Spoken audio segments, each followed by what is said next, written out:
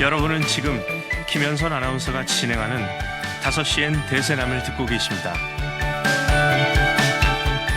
드리겠습니다. 이어서 과거를 통해 오늘을 진단해보는 백투더 대세남 중도일보 임병환 기자와 함께합니다. 어서 오세요, 임 기자. 네, 안녕하세요. 예, 오늘은 어느 때로 가볼까요? 그 지역 발전의 뿌리가 되었던 대전역을 어떻게 조성할 것인가, 그리고 또 어떻게 가꿀 것인가는 대전시와 대전 시민들의 대대로 중요한 문제였습니다. 그래서 대전역을 숙박과 쇼핑, 문화를 융합한 복합시설로 변화시키자는 노력이 지금까지 추진되고 있지만 아직 기대한 결과는 나오지 않고 있죠.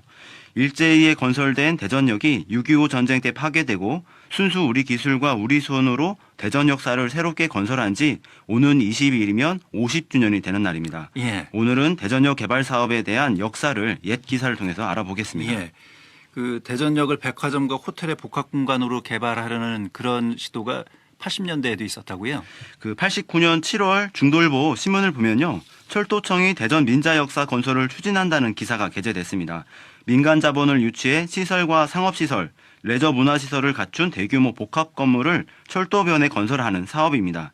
89년 이때에 서울역과 영등포역, 동인천역이 국내 최초로 민자 역사로 개발되었는데 이러한 성공 사례를 바탕으로 대전역에 민간 자본을 유치해 개발하는 계획이 이때 처음 추진된 것입니다. 예. 이때 이제 민간 자본을 통한 대전역 개발을 시도한 첫 사례로 이렇게 평가받고 네. 있는데 관심 있는 기업이 실제로 당시에 대기업이 주 사업자로 선정이 됐었다고요? 이때 이제 동양백화점을 비롯해서 삼부프라자, 홍명상가처럼 지역에 연고를 둔 유통기업이 대전 민자역사 개발에 관심을 보였고 예. 서울에서는 신세계 그리고 한화의 전신인 한양유통 그리고 대구 동아백화점 등이 사업권 유치를 위해 각출전을 벌였습니다. 당시 대전 민자역사 개발 사업비는 최소 600억 원이 소요될 것으로 전망됐고요. 철도청이 지원서를 접수한 결과 홍명백화점과 동양백화점 그리고 신세계 세 개의 업체에서 사업계획서를 제출했는데 예. 89년 8월 중도일보 지면에 이들 사업자들이 제출한 사업계획서가 소개되어 있습니다. 홍명백화점은 지상 2층에 지상 12층 규모의 백화점과 호텔 그리고 동양백화점은 900억 원을 투입해 지상 8층에 백화점과 문화시설 예. 그리고 신세계는 900억 원을 투입해 지상 15층에 호텔과 백화점을 짓겠다고 계획서를 제출했고요. 예. 철도청은 89년 말 신세계를 대전 민자역사 주 사업자로 선정해 발표했습니다. 예. 결과적으로는 다 무산이 됐잖아요. 그 대전 민자역사를 현재 대전역 부지에 지을 게 아니라 그 이참에 대전역을 새로운 곳으로 옮겨 서대전역과 기능을 통합해야 한다는 검토가 이때 있었는데요. 예. 그 89년 8월 신문을 보면요. 경부선과 호남선이 대전 도심을 관통해 단절 현상이 발생하고 동서격차를 초래하는 경부선 철도를 경부 고속도로 부근의 그린벨트로 이전시키고 대전역은 폐지하고 그리고 또 회덕 부근에 새로운 역사를 신설하는 방안이죠. 이런 게 대전시 내부에서 검토된 것입니다. 예. 대전시 전체 면적에서 철도가 차지하는 면적이 경부선만 222만 제곱미터, 호남선은 113만 제곱미터로 도심 개발에 장애를 준다는 시각도 당시에는 공공하게 있었습니다. 예. 뭐 이게 실현이 됐다면 현재 대전의 모습이 많이 달라졌을 수도 있겠다 이런 생각이 됩니다만 왜 이게 결과적으로는 무산이 된 거죠? 그 대전 민자역사 주 사업자로 선정된 신세계는 91년 착공해 93년 5월 대전 엑스포 개최 전에 공사를 완료한다는 계획을 마련했습니다. 예. 그러나 민자 사업자의 사업 범위를 놓고 신세계와 대전시 사이에 갈등이 있었는데요. 바로 대전역 아래 지하로 관통하는 동서관통도로의 건설 비용을 누가 부담하느냐가 문제였습니다.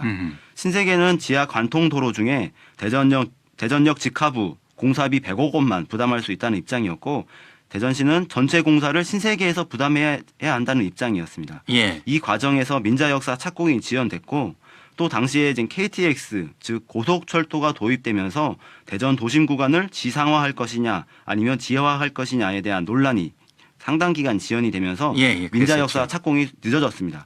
결정적으로 97년 세계금융위기 IMF가 닥치면서 신세계는 그해 7월 민자역사 사업권을 반납하고 민자역사 개발 사업도 무산됐습니다. 예. 그 대전 역세권 개발 사업은 지금도 추진 중에 있잖아요. 그 앞서 97년 민자역사 사업이 최종 무산되고 철도청은 2001년 대전역을 포함해 전국 주요 역사의 민자 개발을 추진했는데 대전 역사의 사업자는 나서지 않아 무산됐고요. 그리고 2008년과 2015년에도 대전역을 개발할 민간 자본 투자를 공모했으나 불발로 마무리됐습니다. 예. 지난 3월 진행한 대전 역세권 민자개발 사업 기업 공모에서도 사업 계획서를 제출한 기업이 없어 무산됐고요. 동서 관통도로와 그리고 또 주변에 있는 도로까지 대전시 예산으로 조성한 상태로 기업의 부담은 1989년보다 훨씬 줄어든 상황이지만 성사되지 않아 안타깝습니다. 예. 최근에는 뭐 동구가 이곳에 선상 야구장을 짓겠다. 네, 이런 이랬다가 이제 계획도요. 예. 결국은 이것도 뭐 무산이 되긴 했습니다만 네. 원도심 공동화에 대응할 수 있는 시설이 조성돼야 된다 이런 목소리도 있잖아요. 이제 전쟁으로 완전히 파괴되었던 대전역이 그 400일의 공사를 거쳐서 1959년 8월 20일 현대식 콘크리트 건물로 준공했습니다. 이때 발행한 신문을 보면 대전역을 새로 짓는다는 것이 비단 건물을 건축하는 것 이상의 의미가 있었는데요. 즉 일제에 의해 놓인 철도를 광복 후 우리 민족이 더 효율적으로 운영하고 편리하게 서비스하고 있다는 것을 증명하는 것이 곧 현대식 대전 역사 준공식이었습니다. 그런 의미 때문에 대전 역사 준공식이 광복절에 가까운 8월 20일에 있었던 것으로 보이는데요. 예. 대전 역사를 비롯한 지금의 역세권 개발 사업 역시 대전의 현안이면서 더 나아가서는 제국주의의 역사를 극복하는 어떤 국가적 의미를 지닌 사업이라고도 생각할 수 있겠습니다. 예. 자, 오늘 백투더 대서남 대전역 복합 개발의 역사를 좀 들여다봤습니다. 중도일보 임병환 기자였습니다. 임 기자 수고하셨습니다. 네, 감사합니다.